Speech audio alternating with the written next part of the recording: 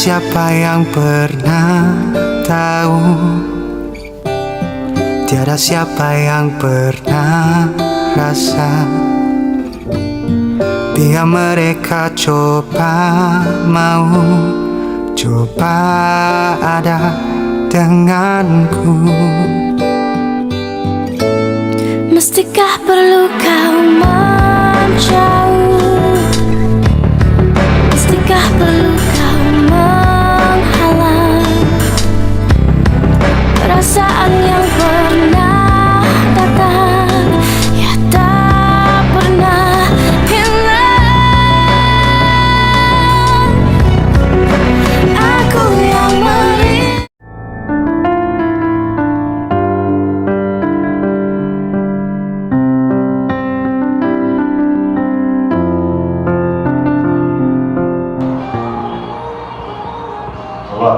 Abang dapat lah. Tak masak nasi ke?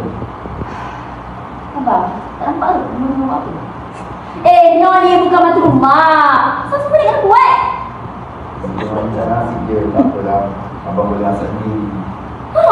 Boleh juga pasti. Jangan ingat aku ni macam isteri Ustaz kat rumah sana.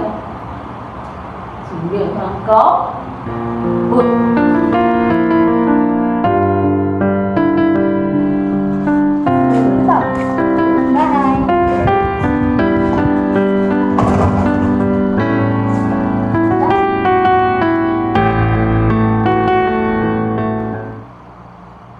Astagfirullahaladzim. Keluar berdoa dengan lelaki sampai lewat malam baru nak balik. Apa kena jadi ni? Abang, tidak besar lah. Tak nak tengok bagi boleh tak? Kenapa lah? Suka untuk melepaskanmu, biar hatiku tergantung, ingin saja ku. Cik Adam, kami dah sahkan. Encik menghidap barang tak tinggal. Alhamdulillah. Tak apa, saya reda je. Tapi jangan bagi tahu isteri saya. Saya takut dia risau. Saya faham. Kalau Encik rasa terbeban, Encik boleh cerita kat saya je. Saya simpan semua, insyaAllah. Terima kasih, Datuk.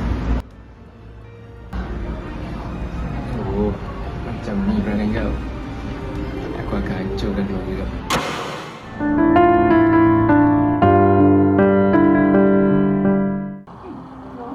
Mak cakap sikit. Rasulullah ni pernah bersabda, jika dia boleh menyuruh seseorang tu sujud selain kepada Allah, maka dia akan suruh isteri sujud kepada suami. Hadis riwayat Tirmizi. Lo kena ingat, seorang isteri ni kena taat kepada seluruh perintah suami selagi belum berlangkah dengan syarak. Mak tahu Adam tu anak mak, tapi kamu ni isteri dia. Kalaulah kamu tahu apa yang ditanggung.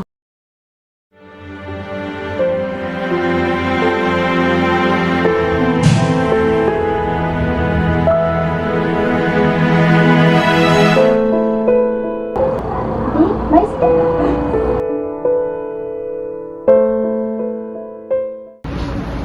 Kenapa Ustazah panggil saya ni? Kalau Ustazah rasa setakat Ustazah nak ceramah saya je, tak payahlah. Ustazah pergi buat TikTok je. Nanti saya tengok. Saya cakap saya nak buat TikTok ke? Sini cakap. Saya tahu masalah awak kat rumah.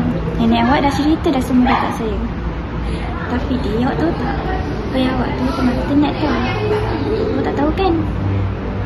Sebab tu saya cakap. Rasulullah pernah bersabda, keredaan Allah bergantung kepada keredaan ibu bapa dan kemurkaan Allah bergantung kepada kemurkaan ibu bapa.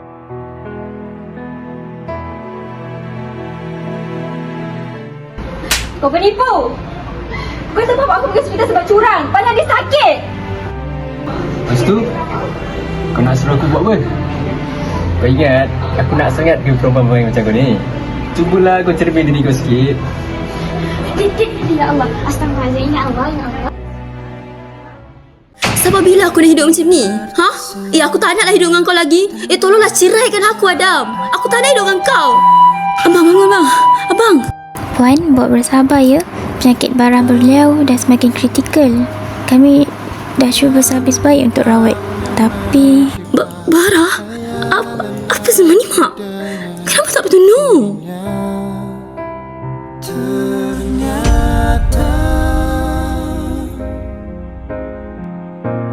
ini yang terakhir.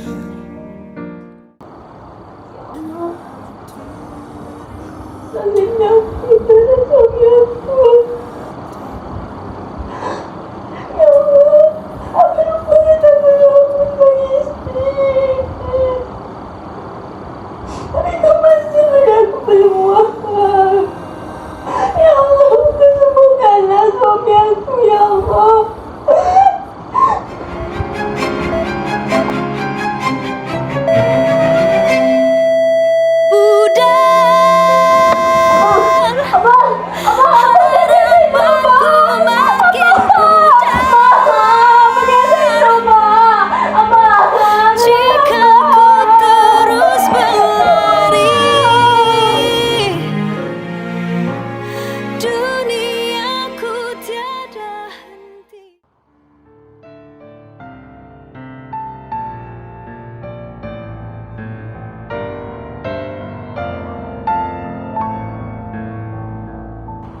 Abang, maafkan Nur.